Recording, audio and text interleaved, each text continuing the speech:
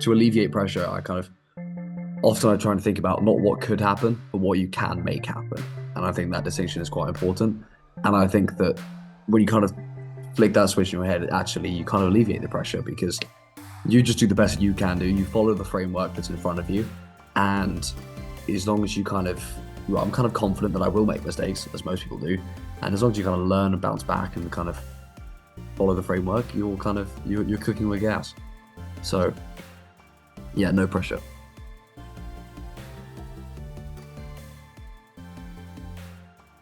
Hey everyone, welcome back to another episode of Oh My Curry Goodness.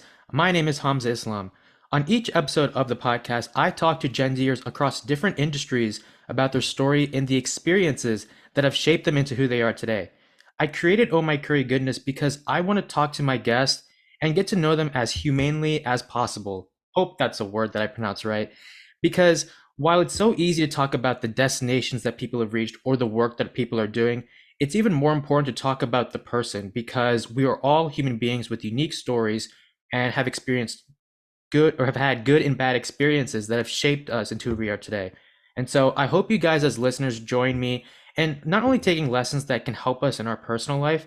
I am not a self-help person, I'm a storytelling person, but I do think that storytelling is a form of self-help, but also more importantly, continue to emphasize the importance of keeping an open mind because or having an open mind because regardless of how much success a person may have, regardless of, and especially how young they are, given that there's so many incredible young people, there's a human being in that. And so just continue to have an open mind and just know that no matter who they are, there's always something that they are currently going through or have currently, or went, there's something that they are currently going through or they have already went through that was difficult, but they're in a way grateful. So continue to check back each and every week to learn from incredible Gen Zers. Now, this week I am very excited and jealous because my guest is Jenk Oz, who is the founder and CEO of Thread Media, which is a media company that discusses issues that surround Gen Z. I'm very excited to learn from someone who is on a mission to emphasize the importance of the incredible work that young people are doing, and jealous because he has a British accent and I have an American accent, and I hate the sound of my voice. So, Jenk Oz, thank you so much for joining the podcast. I am very excited to have you on. What a fantastic intro. Thank you so much, Hamza. I appreciate it. No, thank you. I'm someone that likes to overthink. So when I was thinking about how to do this introduction, I was like, okay, what do I need to say, and how can I make it a little funny? But No, before we you've absolutely smashed it. before we talk about Thread Media and you personally, I do want to ask you because I think you're the second person I've had who has had a British accent.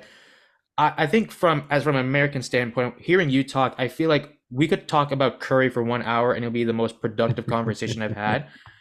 From your perspective, do you like the sound of your voice? Do you hate it? Kind of tell me about like how you kind of view your voice, because I hate the sound of my voice. How do you I view it? It's just so like it's funny having this kind of conversation because it's just so normalized to me at this point. Like all my friends sound exactly like I do, and it's quite kind of normal until I kind of, especially when I'm doing work in the States, like all of a sudden I'm made very aware of the fact that I do sound very, very British. But yeah, it's kind of weird, but I quite like it. It's good fun.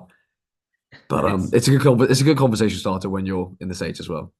it's funny because Hmm. sometimes I'll tell people that I sound like if like it feels like I'm in a way getting ready for the next, like if someone was like, hey, there's a new someone's looking for a Darth Vader, who wants to play the role of Darth Hmm. Vader? I feel like I'd be a great character, even though I'm not good at acting. I know you are, but because of the sound of my voice, I feel like I can do it. So that's kind of, I'm sometimes like, I hate the sound of my voice, but sometimes people say I do have a good voice. I don't know. I But think you've great voice, good for podcasting. what here's, and maybe I didn't send you this in terms of the list of questions, but I do want to ask you this because Uh, we're talking about it. What is something that you wish you had that you know you don't, that you know you will never have in your life? Because as much as I love to have a British accent, I know I will never have that in my life. So for you, what is something you wish you had that you know, like 100% certainty you're never going to have? I don't know. I don't know, man. Oh, I feel like a sibling would be quite cool. I don't have any siblings, Oh, okay. I only have one and sibling, so and yeah, that can sometimes be a pain, and but I think I'm a little bit past my. No, I don't think I don't think I can have one now. Yeah. oh man. Well, Let's talk about the things that you do have and things that are really important to you because like I said in the introduction, I focus as much as possible on the human being. And I know that you are an entrepreneur and obviously we'll talk later about how you are also a DJ, public speaker, you're also an Correct. actor, which obviously that's so many things, but when it comes to Jenk Oz the person, I know I love how I sounded philosophical right there. Tell me a bit about, I guess, let's use the magic number three. What are the three most important things to you? Obviously, there's a lot of things, but if you were to nail it down to three things, what would those be? Look, I think that it depends, like kind of personally and kind of professionally, I guess. But I think personally, the things that are most important to me are like my close friends. Uh, they're kind of they kind of provide like a lot of the joyous moments of my life. Uh, Family. By the way, this is in no particular order. I don't want my friends to think that everyone after my family or vice versa. Um, but close friends, family, they kind of keep me the support, keep me grounded, and kind of I'd like to think that's where some of my good judgment comes from. And well, I think that's already making a big assumption that I have good judgment, but I like to think that I do, and hopefully, I think it comes from my family. And then I think music is the last one. Like you said, like a DJ, I spent basically my entire life since about 5 years old playing various instruments. And now DJing and kind of music kind of surrounds my entire life. I mean, there's always music playing around the house. So yeah. And then I I agree. think, Oh, go sorry, ahead. gone. No, go I was ahead. Go gonna say, ahead. I think like professionally, I kind of like to split the kind of them up. But I think this kind of, I find that what things are like most important to me are kind of positive social change at scale, which is, and you can kind of realize this is how Thread kind of came about. But positive social change at scale, I think kind of teaching and driving young entrepreneurship is actually kind of was what I was doing kind of even before Thread kicked off. And then kind of just growing as a person, professionally growing, kind of learning new things, talking to new people. I think those are the things. So they're kind of more characteristics that are important to me. But yeah. For sure. And I want to definitely touch on the personal part. And what before I go to the next question, one of the things, if you were Hmm. to ask me, I would say I think religion is, and this is in maybe a particular order. I'd say religion is the most important thing, family is another thing, and then interestingly enough, I would say human connection. Now, I sometimes I go back and forth because there's friends and human connection. Sometimes they can be the same thing because friends were once upon a time strangers, but I think human connection is important to me because it's all about learning from people and then just getting to know them because there's like a 99.9% chance that they have a different well, they may have a lot of similarities, but there is always a difference between or among different people. You obviously have had I mean, we talked about how you've done acting, entrepreneurial journey, and everything. I introduced you as the CEO of Thread Media, but I also know that you once had another company called iCoolKid Limited, Hmm. and that was when you were 11, and then you created Thread at 16.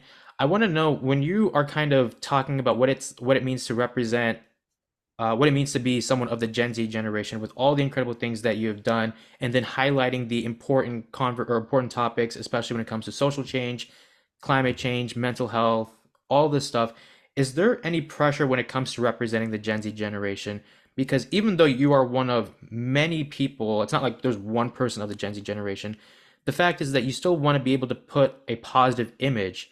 Yes, there's bad apples, but there's also good apples and you want to make sure that you are one of the people that goes like yes we can have annoying people but we also have people that are willing to create change for the greater good even though some people may not understand our pure intentions.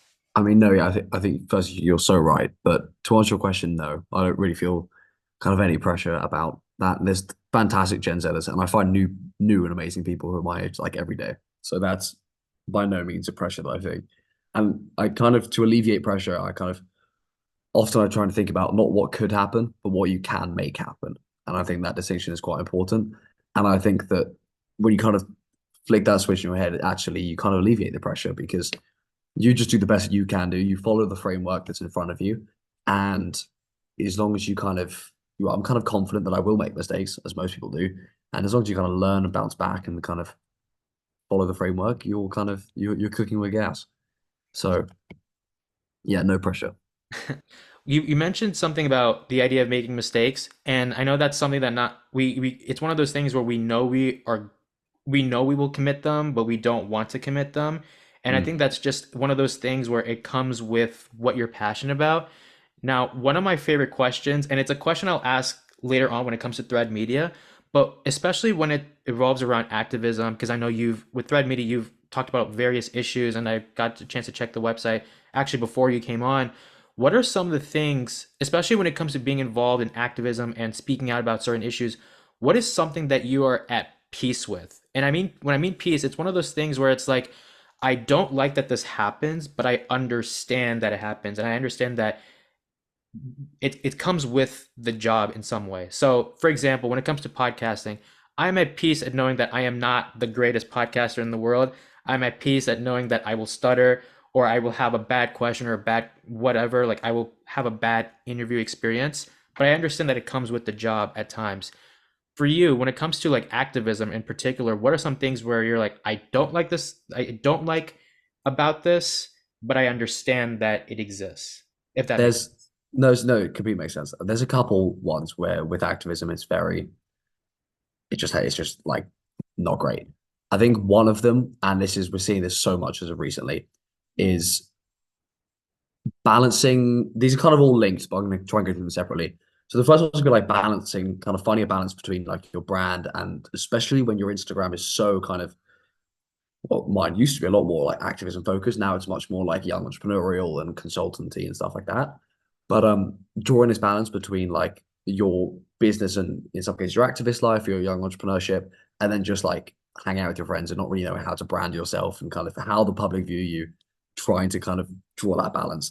And that kind of leads you to the next point of being like, if you're an activist, there's an expectation that you need to be perfect the entire time, especially on the subject. For example, if you're a kind of massively kind of influential vegan activist, for example, there's this pressure. And by the way, this is like these are examples that like I've spoken to people who are like they have this problem where you're you're wearing clothes from someone who's sponsored by like the wrong person, or you're kind of you interact with a post of someone who affiliates themselves with a bad cause, and you kind of you slowly start to put a lot of pressure on yourself to always get it right and to always associate with the right people, and then you end up spending loads of time doing research, and then it just becomes quite a big burden for a lot of the activists I know, and at some points myself as well, where actually there comes a point where you need to just say, look, I believe in the things I'm saying, and I'm allowed to still believe the things I'm saying, say them, and also sometimes not be perfect.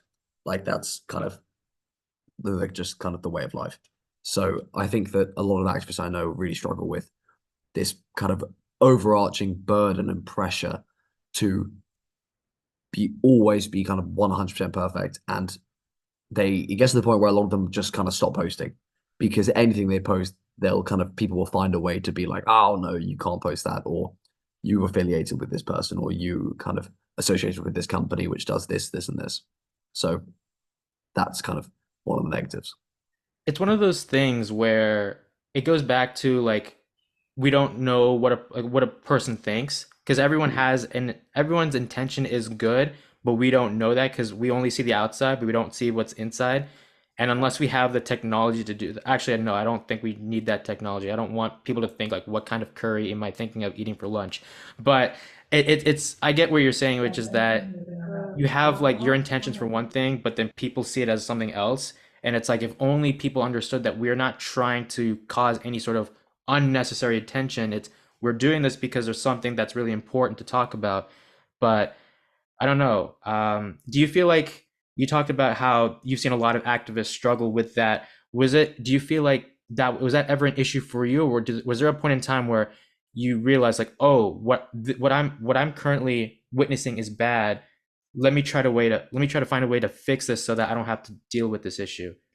I think that I'm going to take one step back to then kind of properly answer your question. I think that what another issue kind of related again that a lot of actors have is a lot of them will have like a specialty area, call it kind of veganism or the environment or the ocean or plastics in the ocean, and then they feel a burden or a pressure to use the audience that they amass in order to drive them or influence them in other areas. I mean, there's kind of obviously kind of massive conflicts going on in the world right now. And there's a lot of pressure from a lot of different people to inform, post, and educate all of your audience, despite it not being a specialty area for the vast, vast majority of people. So that is kind of a pressure which a lot of people feel. I was fortunate to now answer your first question.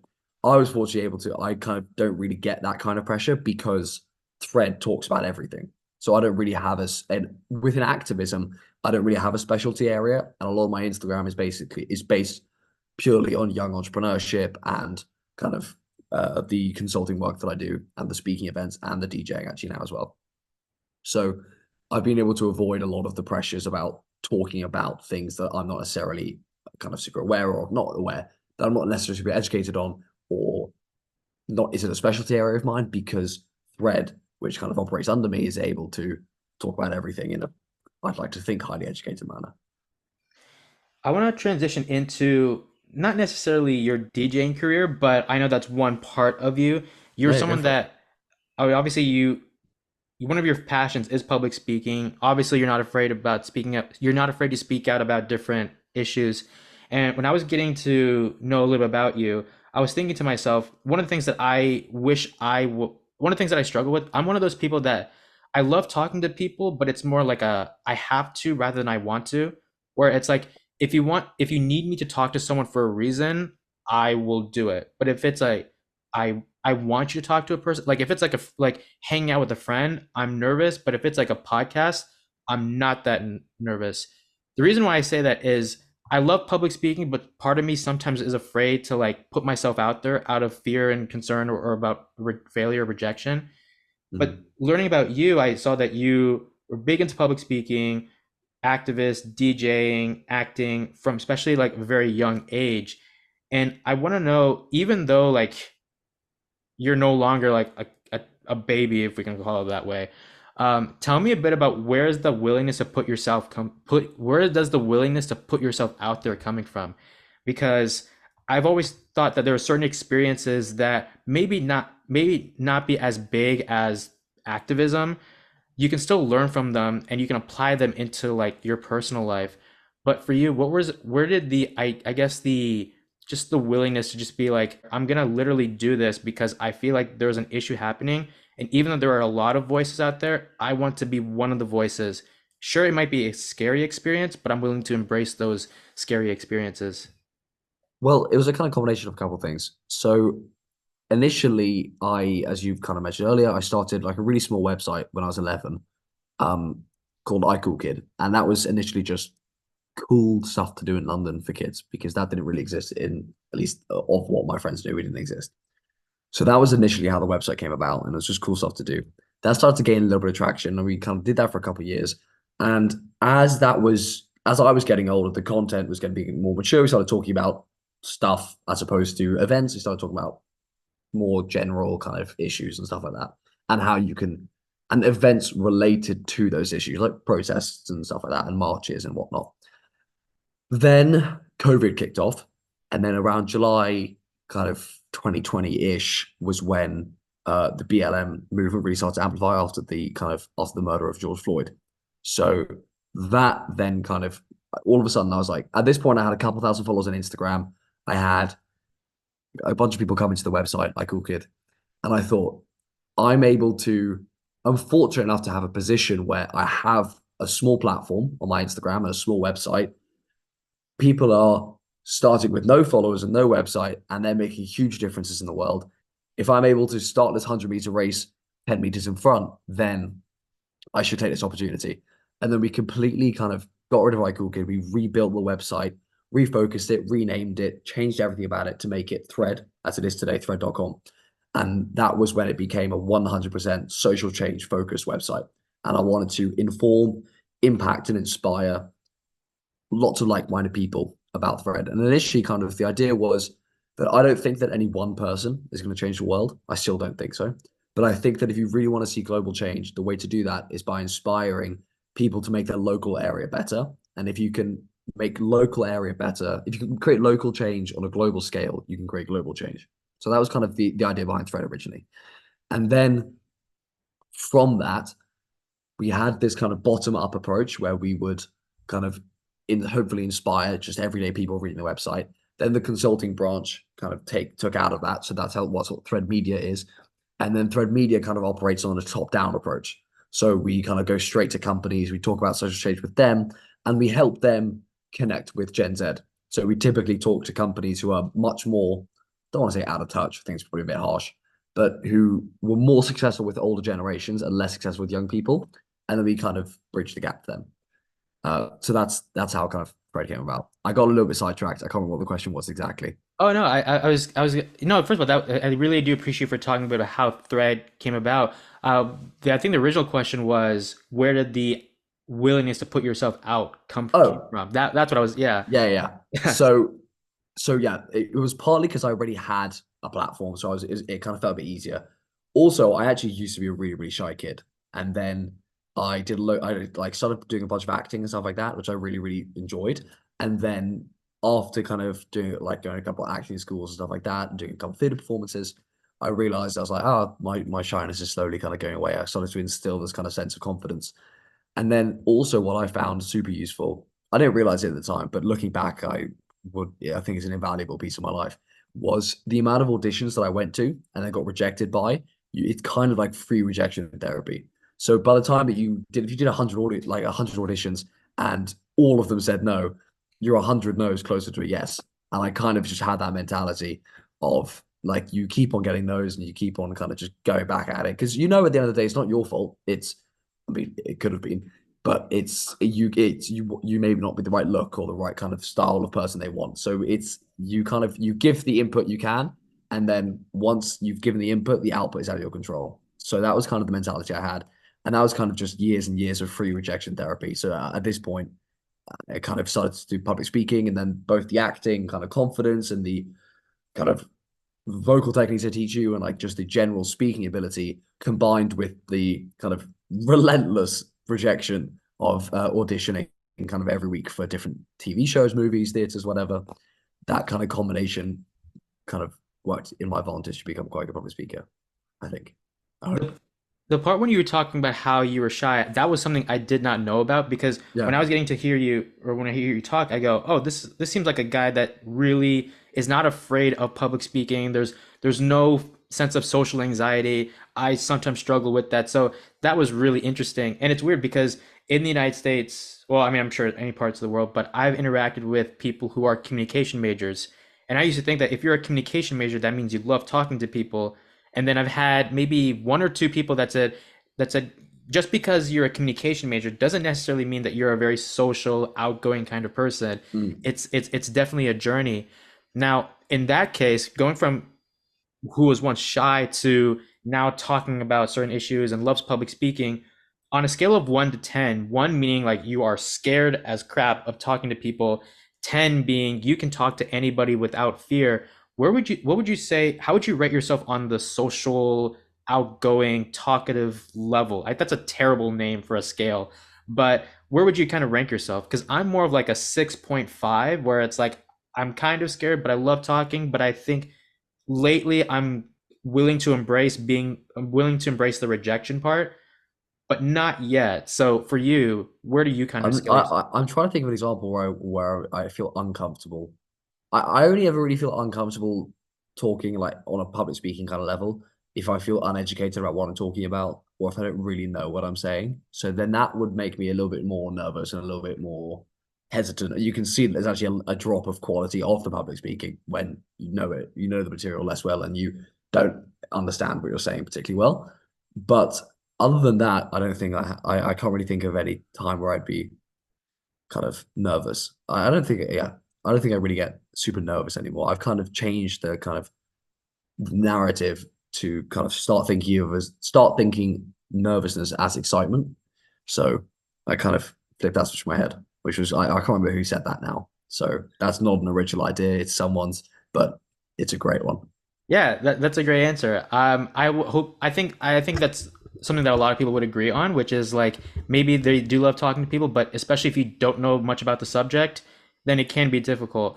I mean, like if someone were to say, Hamza, I need you to do a public speaking presentation on things to do in London, I probably would not be the best person because I've never, well, actually, I have been to London. That was in 2019.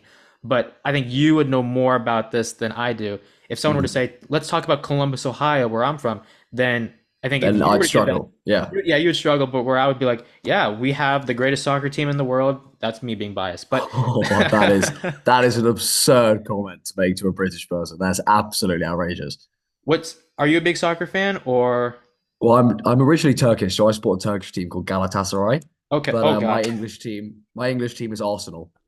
Well, Actually, weirdly, it's a complete side point, but it was the last day of our league, and we were in a situation where the team who was winning had to lose, and we had to win in order to win. Like it was very tight. It had to be this tight, like for the title in years.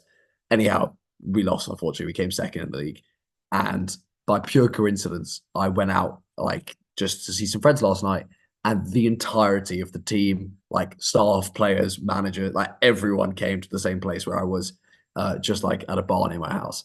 So that was quite fun to see them all. But yeah, okay. I want to ask anyhow, you, I want to ask sorry. you like a really side off topic question. It's Shoot, gonna be ridiculous, no, go but for it. it's one thing, especially in European leagues, like especially in England, there are a lot of passionate supporters, especially like in Galatasaray. Why I was laughing is like if you've ever seen a video of Galatasaray soccer Oh fans, yeah, no, they're oh my insane. God, that's like scary. And then Arsenal soccer fans, or especially in the English Premier League, which is the top league in England, for those who don't know, there's a lot of very passionate supporters. Do you feel like in a way it's similar to what do you feel like it's such a weird question because like I want to involve Thread in this. Do you feel like there's some sort of similarity between like Thread media in terms of like Thread media evolves around building a community and the importance of tackling a certain issue? Do you ever feel like there's some sort of commonality between like soccer fans, like Arsenal soccer fans, and then sometimes like I guess the community that you're building with Thread because you're passionate about a certain thing and you want to make sure that you are cheering and hopefully that you guys win at the end of the day? I know that's a I ridiculous think question, no, but no, I kind of I see what you're alluding to. I think in some senses there's a similarity because kind of football fans in general, what brings you together is this common kind of idea, and this they're like-minded people and they're being brought together, whether it be at a stadium or not, they're being brought together. With Thread, it's a similar in the sense where people who care about social change can't really go meet up at a stadium. I mean, unless you go to like a rally, obviously, or protests, but there's no weekly stadium where you can find like-minded people of all ages and different like kind of life experiences that you can't just go together. Obviously, like marches and rallies, I get, but with whereas Thread kind of almost aims to be that kind of virtual stadium where everyone can come, learn, and actually more so with so we have a Discord channel as well, like a Discord server called Social X Change. I thought was quite smart. Uh, and that's almost like the equivalent of that of like a football stadium where everyone kind of comes, they meet like-minded people. Actually, we're fortunate enough to have a bunch of big NGOs there. So NGOs of different special interests can talk to people of different special of those kind of people who are interested in those things, and they can answer questions, whether it be about plastics in the ocean, or kind of beaches or whatnot, kind of anything to be honest. So they're able to kind of connect and talk to each other, much like the stadium. Again, tangent, but I liked that question. That was good, and it made me think about it. no, I appreciate it. Well, I will say this, sometimes we don't get what we want, but if there's one thing I've learned is do not upset Galatasaray fans. That's Do never. not. That would be an issue quite quickly. Oh my gosh. But no, we have a great team of our own. Shout out to Columbus Crew. Um, I want to talk about one of my one of the, I love asking weird questions on the podcast because as weird as it sounds, it can also be thought provoking. I quite like Now, answering them. So yeah. let's, I know that Thread Media is not an actual person, it's a company. And I know that one of the most common things that I've been told growing up, and I'm sure so many people have been told, is follow your passions, love what you do. And what I've come to realize is that you can love and dislike your passion. You can't love every minute of it because then it's not like maybe you're not dreaming enough. Like you sometimes have to Mhm. experience failure, rejection to get to a better place. So I don't want to, such a weird question, but like, how would you describe your relationship with your company, Thread Media? If Thread Media was a person, would you view it as like your spouse, your best friend? what would you kind of look at thread media? Because you're It's a still great way to put it. Yeah. you're still a human being. Like I want to talk to you, and throughout this conversation, I've never. It doesn't seem like you're the I'm Jenk Oz, the CEO of Thread Media. It almost feels like I'm just talking to a regular human being. But I hope for you, so. yeah, no, and that's great. And I don't, and I'm curious to know, like, when you look at Thread Media, like, would you look at it as like your wife in any way, a best friend? I look at my podcast as a friend because I'm talking to Gen Zers every week. Where do you kind of look at it from that ridiculous question? I'm not. Well, it's funny, I was chuckling to myself as you said that. I'm not really a part of like. There's not much into my Zoom name is Jenk Oz Third Media, so that kind of made me laugh when you were saying that. But no, I don't know. It's kind of it's hard to put like a. It's hard to equate it to a kind of human-esque relationship. But I mean, it's very intertwined in it. Like, I mean, I live beneath the office. Like, there's a bedroom in the basement. That's kind of I live there part time. Um, so yeah, it's a pretty intertwined relationship. But I'm trying to think. Like, it's the more kind of I'm more like the jank side, and kind of when I'm out, kind of public speaking, facing out, and kind of facing clients. But equally, like I kind of just become like just very much like just a part of a smaller cog in a bigger machine when I'm kind of sitting here and everyone's in the office doing their own thing. So I'm not really sure if it's I can't really acquaint it to a human-esque relationship, but I feel like there are some points where we kind of not separated, but I'm like jank, and then this is thread, and then there's some points which actually happens 90% of the time. It's very much just jank is a small part of the great thread machine. Yeah, no, I like the way you put it, and I know it's weird, but I love learning about like how do people view the thing that they are known for, Mm, because I know it's not you. Like you don't want to make it's. There are cases where it's like we need to separate jank from thread, and then there are cases where it's like no, you want to associate jank with thread, but you know that there's obviously other people that make the thread media the company that it is. Um, precisely, yeah. a couple of questions before I let you go. Firstly, I know you talked about how Thread covers a lot of issues that are happening around the country or happening around the country, happening around the world, and especially those that affect Gen Z. Is there one particular issue? I feel like you've already answered this question, and I feel bad for asking questions that they've already answered. No, But go for it, go for it. what is one issue that you feel like is like very personal to you? Because I know there are a lot, but is there if there's one that comes to mind, what would it be and Oh, why? I definitely, there's definitely something I can speak about this.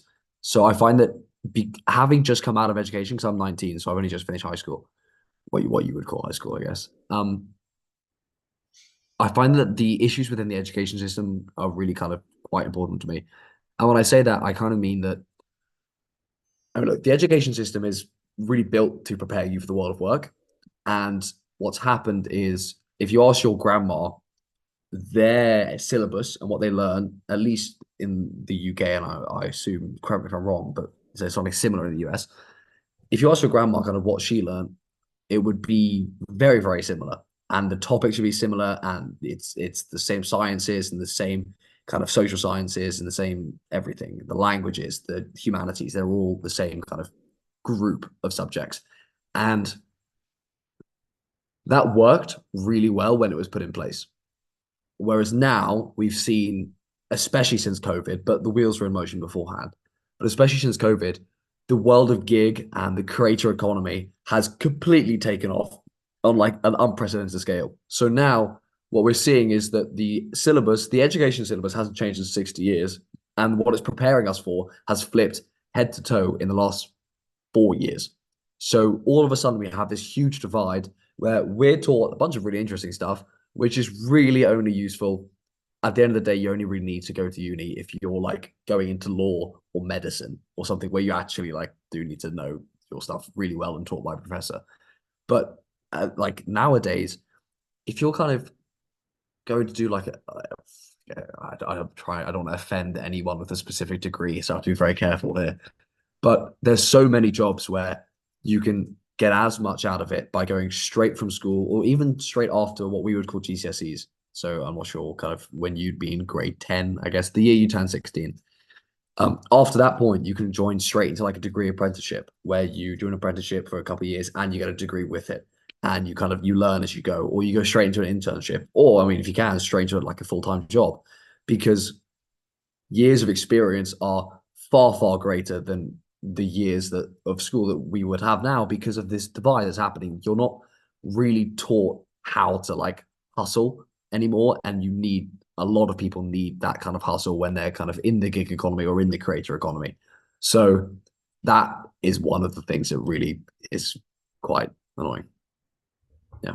I would agree with you. I totally agree where you're coming from. I think in some ways it feels like education is very boring, and I know that I think it's very important, but I it's just important, think but like that we need to have a pretty sizable shift in what we're taught at high school because and one actually another thing was like is really important to me is this idea that we really need the entrepreneurs of the world to kind of drive our technology forward, drive our world forward, and that's kind of a known fact. But we're not doing enough as both people in a society as well as schools. We're not doing enough to identify those entrepreneurs when they're young and when they're budding in order to help them grow. And I think it's Raj Chetty who speaks about this in kind of really quite great depth. I think he's a Stanford or Harvard professor. And he says it's the idea of lost Einsteins, where it's very easy to spot an athlete or a musician or kind of a weaponized, like trained academic or like a mathematician. But it's very hard to spot a young entrepreneur.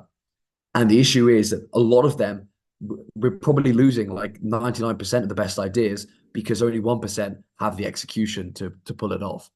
So what we're finding is that actually you don't need Elon Musk's ideas to be Elon Musk. You need Elon Musk's execution ability.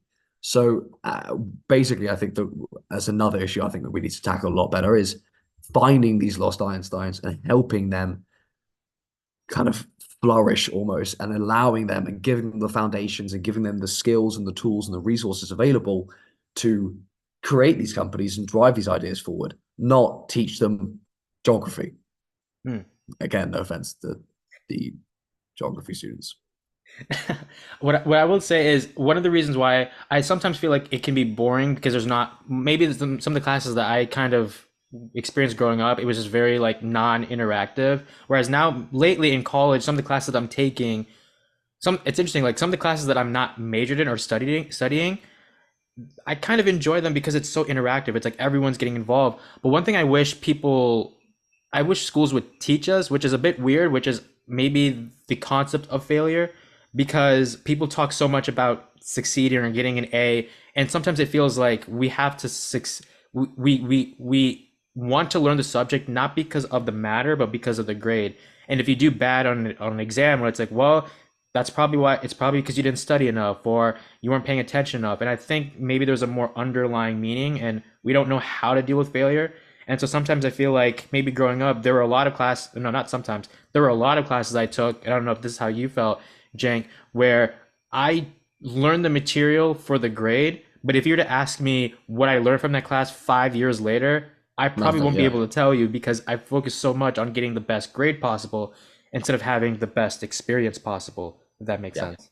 No, I completely agree. I understand. I have a couple of questions before I let you go. The first one is more of like a two-part question. Now, I know we talked about how you're not scared of failure, rejection because you've done it so much that it's kind of like it's almost normal in a way. But I do want to ask you, part one, what is something that you used to be scared of, aside from the rejection part, what is something that you used to be scared of you are no longer anymore? And then the second question is, what is something that you are scared of currently? And it could be, I used to say like it could, I used to say it can't be about anything. It has to be something that's kind of like holding you back from being your best self. So for example, like I would say my fear is actually talking to people.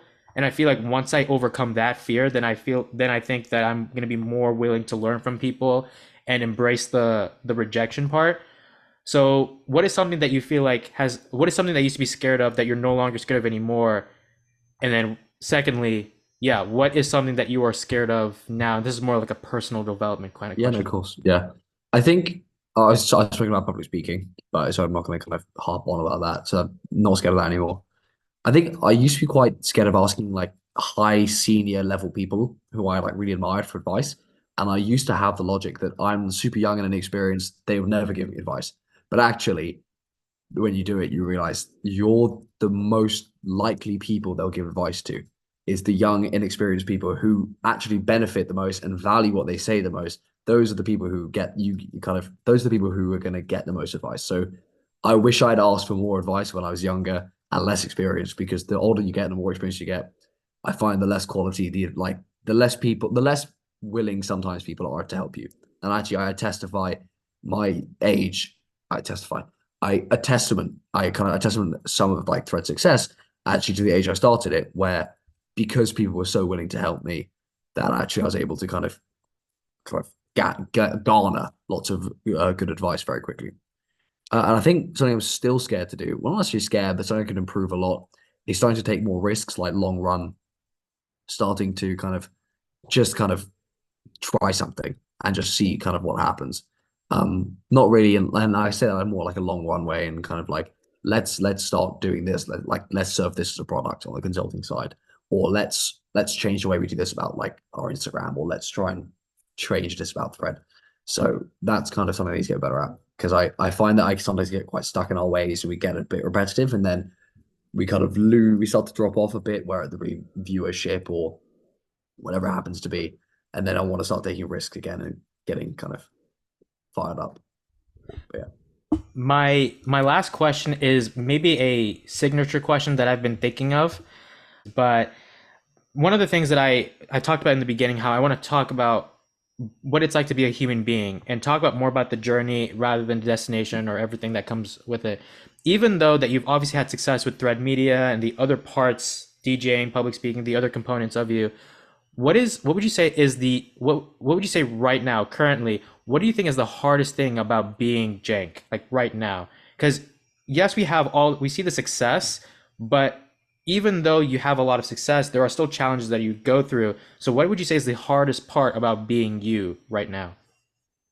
I think it's just the consistency of work that I do. And it was on the top of my mind because I had a meeting about this earlier today, where because Thread in itself, kind of running publishing, and specifically the work I do, like most of the stuff day to day, it's just answering emails, like consulting and like working with clients and kind of building decks and stuff like that. That in itself is a full-time job. So that's my 9 to 5. And then after 9 to 5, I then have to post about my full-time job on Instagram. And then I have to go to my third job of being a DJ. So I'm not trying to like sound like I've got a huge amount on my plate. Like there are people with far like busier days than me. I'm going to be the first to admit that. But equally, there's this level of kind of switch on, which you always kind of have to be, where almost to the point where I'm able to kind of just dial in when I'm doing my emails or like consulting, whatever, at Thread. But then the second I go out, it's never really like relaxing. It's always let me get a picture of this. This would be fantastic for my social media, or let me send this to the team. That's a great article to write about. This is a good post. And then all of a sudden I'm kind of back DJing, and then it's okay, I need to get photos for my DJing so that I can kind of post them, and kind of then I can get more DJing work and kind of stuff like that. So I think there's this element of like constant like turned onness, which proves a little bit difficult and wears thin after a while, but you kind of have a relaxed weekend off and you're back into it. Yeah. There's a lot of stuff that I know you go through, but I know that you're doing it because you're trying to be the best version of you, and you want to spread awareness to important causes that are happening around the world. So, Jenk, I know you Well, are I hope very so. Jenk, I know you are a very busy person, so I'll let you go. But nevertheless, thank you so much for joining on the podcast. I really enjoyed talking to you, and I love the British accent, which I will never have, but still enjoyed it. Best of luck, and I hope to meet you in person. Maybe we can go to an Arsenal game. The only problem is I'm a Liverpool fan, so hopefully. Oh, okay. We were friends, and now we're colleagues. But nevertheless, thank you so much, and I do hope Thank you so much, nevertheless man. we get to meet in person. Thank you, Hamza. Thank you. I really appreciate your time. Thank you very much. Bye bye. Thank you guys so much for listening to this episode. If you guys like what you saw, be sure to subscribe to this podcast on Apple Podcasts, Spotify, or wherever you get your podcasts. You can also follow us on Instagram at the OMCG Podcast for more information on guests, preview clips, and more. Please continue to support this podcast in the future, and I can't wait to see you guys in the next episode.